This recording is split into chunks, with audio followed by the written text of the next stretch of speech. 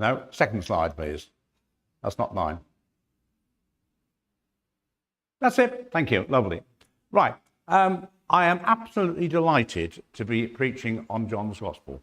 If I have to give you a pecking order, if you like, for the Gospels, John is definitely my favourite one. And it's favourite for three reasons. So before we get into the actual text for today, let me just talk a little bit about John's Gospel, why I like it so much. It is written for a very, very clear purpose. And what you see on the screen there, yes, what you see on the screen there is the reason that John didn't just sit down to write because he liked writing. He might have done. He actually sat down to write for a very particular purpose. And this is what he says. It is written that you may believe that Jesus is the Messiah, the Son of God, and by believing you may have life in his name. That's what it's about. Now, I said he didn't just write because he wanted to.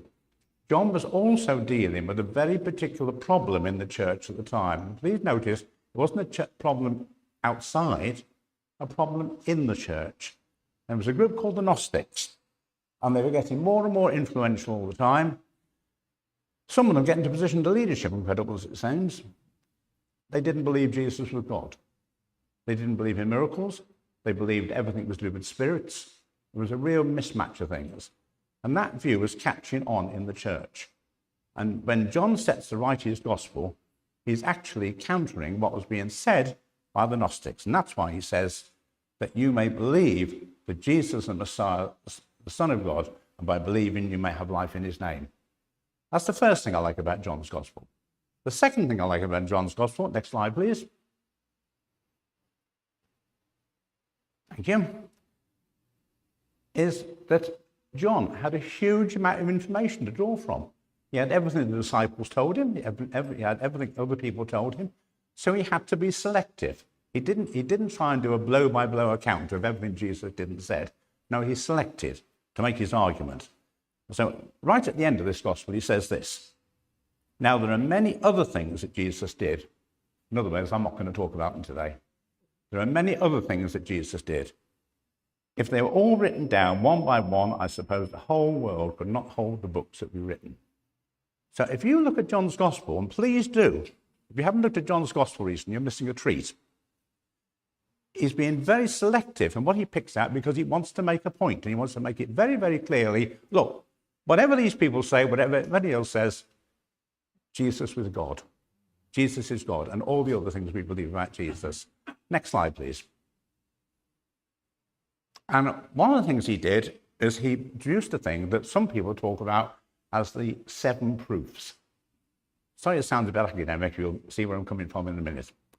By the way, a few people are taking photographs. If anybody wants the slides, give me an email address and I'll happily forward them to you. But he picks out 7 things in the life of Jesus, some of which only he mentions, some of which are mentioned in other Gospels, and he picks them out because they're all proofs of different things about Jesus. Water turned to wine, very early on in the life of Jesus. Power over creation. Healing the official son, faith in healing. Healing at the pool of Bethesda, authority over sickness. Feeding the 5,000, God's provision. Walking on water, authority over nature. Healing the man born blind, effects of sin, and Jesus' light to the world. And that's the passage we're going to look at today in the detail. And finally, the big one, I suppose, raising Lazarus from the dead, power over death. And he picks out these 7 things. And don't forget, he selects them. He said that already. He's not giving a blow-by-blow account. He's selecting his material to make his point. So, having said that, you're quite clear about John's Gospel? Right, you're going to go away and read it. Well done. I've done nothing else today. I've succeeded in that one. So let me just read the beginning of chapter 9. I can't quite remember what it said on the screen. I'm only going to read as far as verse 9 in chapter 9, and I'll be using the Good News Bible.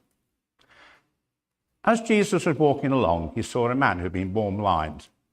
His disciples asked him, "Teacher, whose sin caused this man to be born blind? Was it his own, or was it his parents' sin?" Jesus answered, This blindness has nothing to do with his sins or his parents' sins. He's blind so that God's power might be seen at work in him. As long as it is day, we must keep on doing the work of him who sent me. Night is coming when no one can work. Key phrase coming up. While I am in the world, I am the light of the world. Jesus is saying that very clearly. When he said this, Jesus spat on the ground and made some mud with the spittle. He rubbed the mud on the man's eyes and said, "Go wash your face in the pool of Siloam." This name means sent. So the man went and washed the face and came back seeing. His neighbours then, and the people who'd seen him begging before this, asked, "Isn't this the man who used to sit and beg?" Some said, yeah, he's the one. Others said, no, he isn't. But the man said, yeah, it was me. It's me this has happened to. I'm going to stop reading there. Next slide, please. I'm sorry, I don't think much of the disciples on this one. But there was this poor fellow sitting at the side of the road, begging, obviously in need. What do? Go over and say, "Bless you, sir, here's some money." No. They end up with a nice discussion over the poor bloke about, well, is he like that because of his parents? Is he like that because of this? And they can almost imagine him sat there with his conversations going over his head thinking, well, come on, do something. Don't have a little chat about me. I need some help. It didn't happen. So I'm going to look at those first 3 verses. And I'm sorry, I'm not going to give you a nice answer here. I'm going to look at the first 3 verses. I'm going to look at verse 4 and 5. And that's all we're going to look at today. Believe me, there's plenty in it. Next slide, please.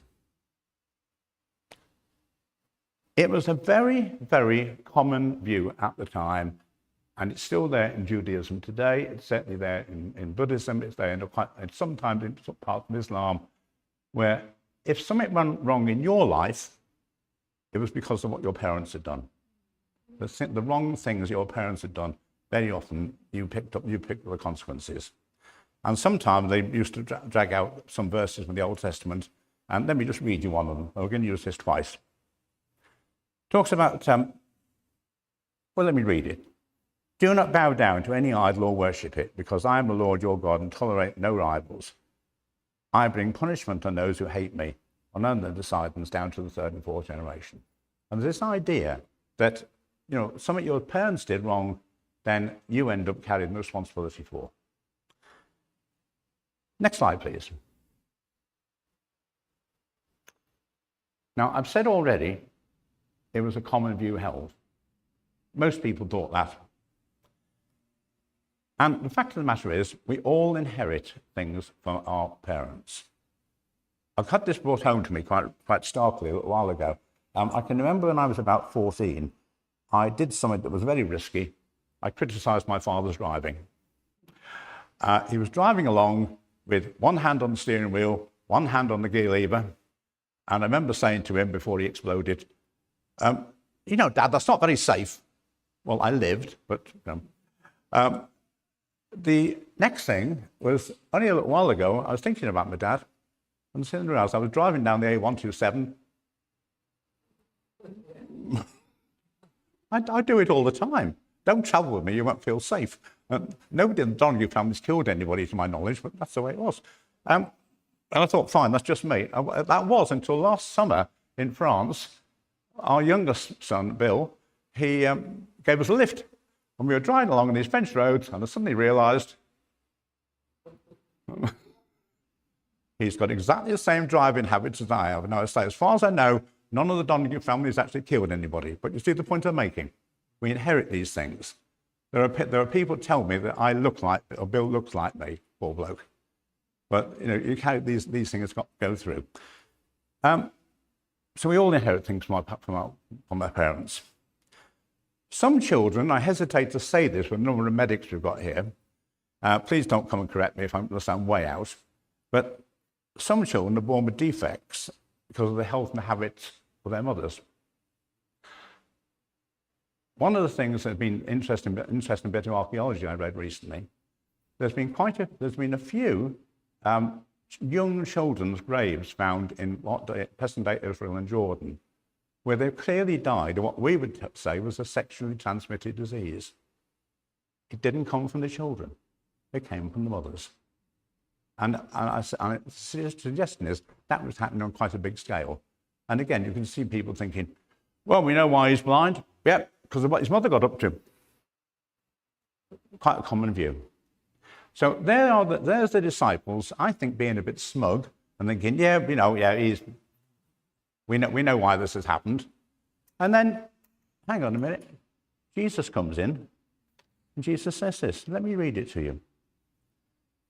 His blindness has got nothing to do with sins or his parents' sins. He's blind so that God's power might be seen at work in him. Let me read that once more. His blindness has nothing to do with his sins or his parents' sins. He's blind so that God's power might be seen at work in him. When I read that, I'm supposed to stand here with the answers, aren't I? I'm sorry, when I read that verse, I was really puzzled by it. I thought, that doesn't sound right. Forgive me if this sounds irreverent, but it was almost as if God was playing a game with him. You know, this poor bloke is blind. Why? So God's power can be revealed. I'm not sure if he'd have been terribly happy with that. But that's what Jesus says. Now, I don't view. Next slide, please. Next, please. That's it. Please put your hand up if you've ever read a passage in the Bible or found a verse where you looked at it and thought, what on earth is that all about? About 2/3. The other third, I'm really pleased for you, I think. I do it all the time. No, I haven't got a literal filing cabinet with my unanswered questions, but there are things I cannot answer. And this particular verse, I haven't got an answer for. It doesn't make any sense to me, I'm sorry. If somebody thinks it does, please come and tell me later. But at the moment, that question is firmly in my personal filing cabinet. And you notice it's quite a big filing cabinet as well. Well, I'm pleased to say I was in good company. Next slide, please. Billy Graham. Go back. Thank you. Billy Graham. So I'm in good company. Billy Graham had a text that he could not make sense out of. He was losing sleep over it. And he ends up saying this: I'm trying to be on the level with God, but something remains unspoken. At last, the Holy Spirit freed me to say it. Father, I'm going to accept this as thy word by faith. I'm going to allow faith to go beyond my intellectual questions and doubts, and I'll believe this to be your inspired word. In other words, Billy Graham had parked it in his particular filing cabinet. Now, before I get into the main text and what we're doing today, let me just give you some suggestions.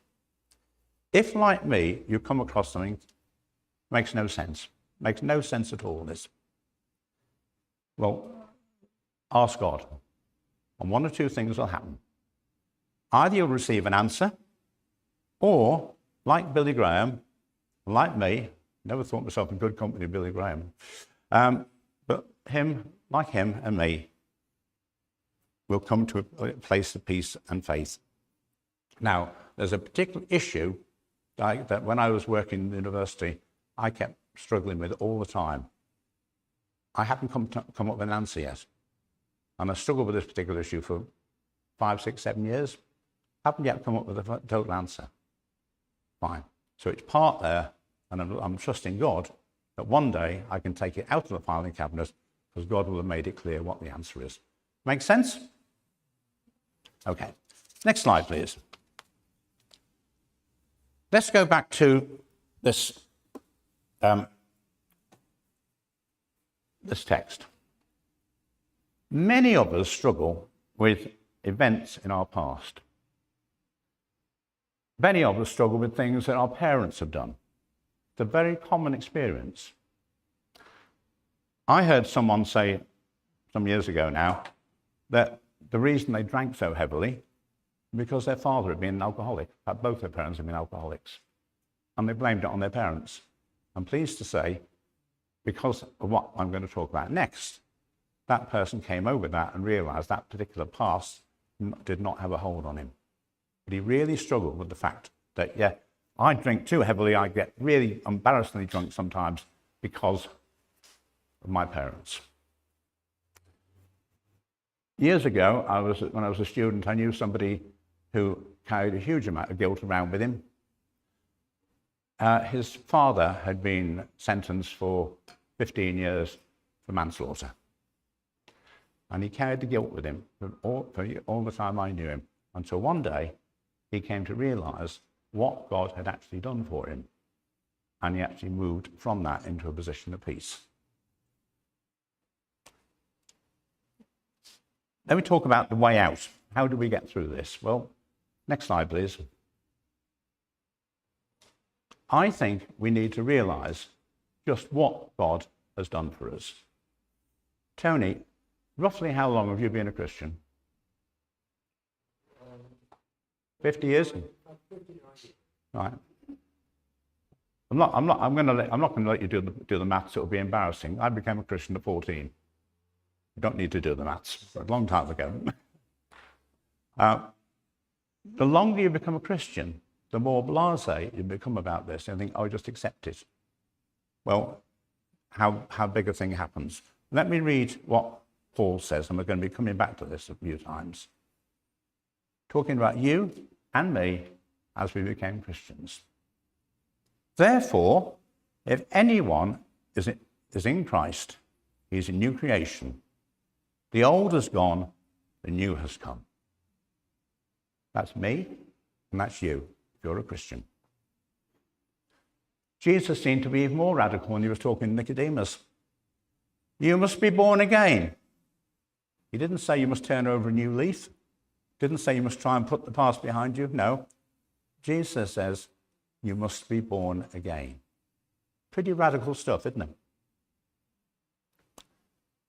And the last bit, which I think is so fundamental to us and something we forget so easily. He rescued us. Notice the word rescued. He rescued us from the power of darkness and brought us safe into the kingdom of his dear Son. That's you and that's me. This is what God, through Jesus, has done for you and for me. He rescued us from the power of darkness and brought us safe into the kingdom of his dear Son. Sounds pretty good, doesn't it? Let me talk about somebody that I talk about who I'm pretty sure you'll never heard of him. Next slide, please. Go on. Who's ever heard of Musho Fushida? I told you, that's why. Interesting chap. Born, when it says there, 1902, had a career in the Japanese Air Force, Naval Air Force. And before the war, he did some pretty nasty things. Involving poison gas on civilians, in terms of shooting up things that shouldn't have been shot up and bombing civilian targets. He was not a nice man to know. He was very committed to the Shinto religion, which is quite anti-Christian in its approach. And I don't think you'd have liked him. Came with a very, very arrogant man as well. Well, his one big claim to fame is he was the one who led the attack on Pearl Harbor in 1941. And if you've ever seen the film, he's the one who basically says, okay, lads, we're in. And he led the attack. What happened to him afterwards was really rather interesting. He survived the war because he caught tuberculosis. And after the war, he was arrested for war crimes. They couldn't actually get anything to stick as a charge, so they released him. During that time, he met a Chinese Christian. A Chinese Christian. And a lot of the nasty things he'd done within Chinese civilians. He met a Chinese Christian, and he became a Christian. Next slide, please. He spent the next 30 years of his life as a Christian evangelist, mainly to the Japanese expat population in America and also in Japan itself. A really radical radical change that that man went through.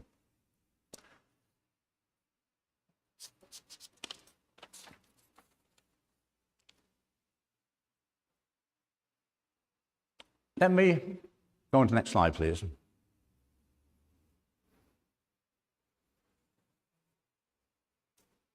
He rescued Bathsheba. Somebody said to me some time ago, you know, sometimes you look at some of the promises of God or some of the statements of God, put your name into it. So let's put his name into it. He rescued Bathsheba from the power of darkness and brought him safe into the kingdom of his dear Son. Sometimes I forget that. Sometimes I forget what God has done for me, and I have to step back and say, no, God, this is what you've done for me. You brought me into the kingdom of your dear Son. Next slide, please. On occasions, I put a picture up of Tony. But I'm not insulting Tony today. I couldn't actually think of anybody here who looked like a circle. That could be anybody. But it says this. God, he rescued David from the power of darkness and brought David safe into the kingdom of his dear Son. Sounds pretty good, doesn't it? Could you do this for me? Could you read it back to me, please? But could you put your name into it? Okay? After 3. 1, 2, 3.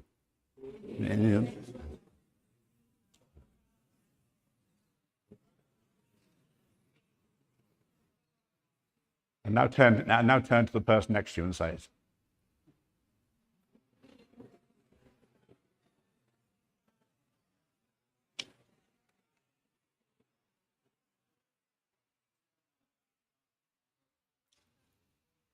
That's what God's done for you.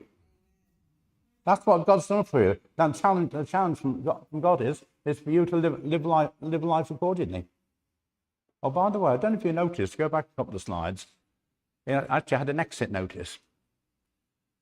I remember some years ago going through an exit sign at Stansted Airport by mistake. And I set all sorts of alarms off. I was not very popular. But we can do that in our lives as well. God has rescued us. God has brought us into his kingdom. But in the way we live, in our attitude, in the way we treat people, yeah, we can step back. We can try going through the exit the wrong way. Be warned. Next slide, please.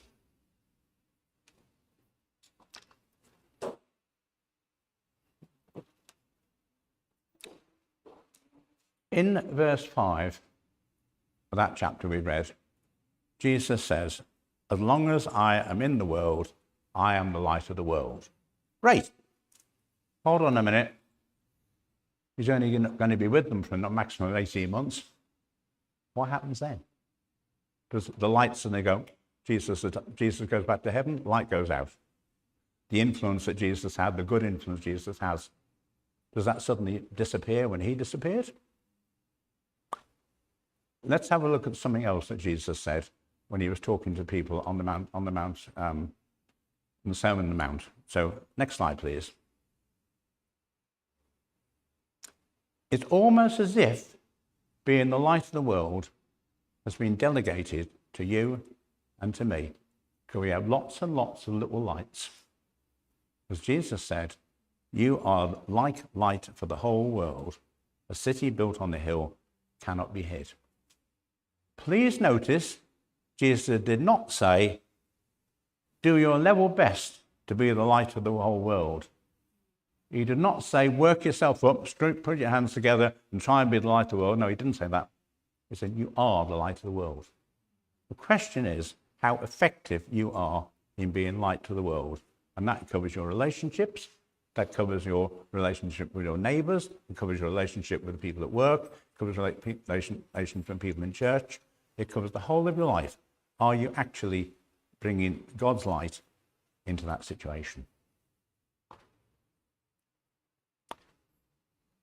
Next slide, please.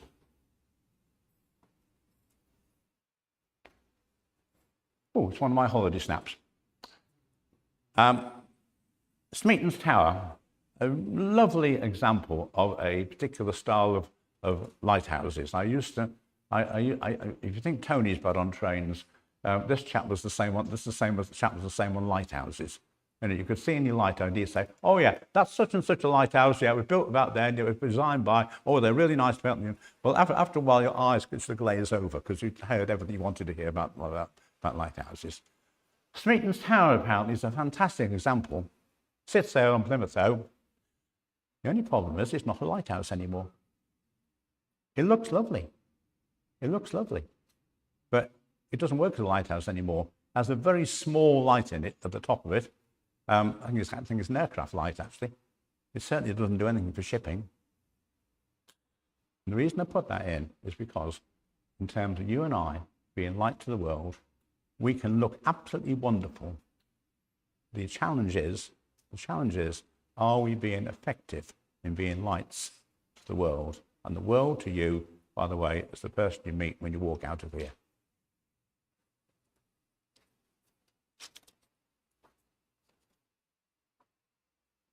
Next slide, please.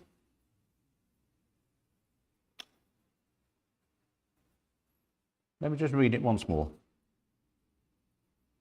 You are like light for the whole world. You are like light for the whole world. A city built on a hill cannot be hid. And that was Matthew 5:14. Let's have a look now at 2 verses, and I'm nearly finished. Somebody usually says amen at this point. They haven't. Oh, okay. But 2 verses. Colossians 1 verse 13. Yep. What God in Jesus has done for us. He rescued us from the power of darkness and brought us into the kingdom of his dear Son.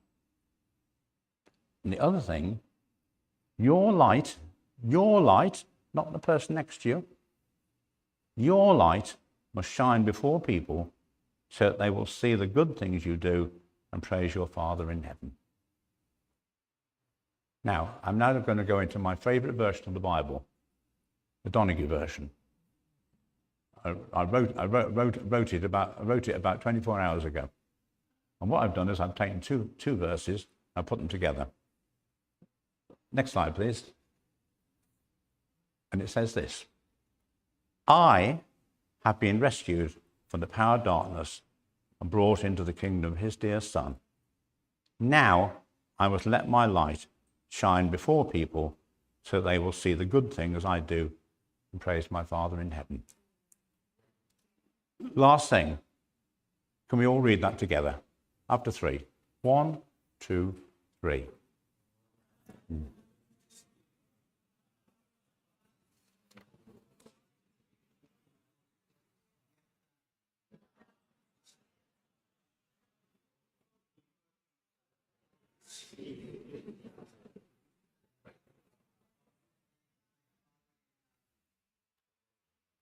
Thank you.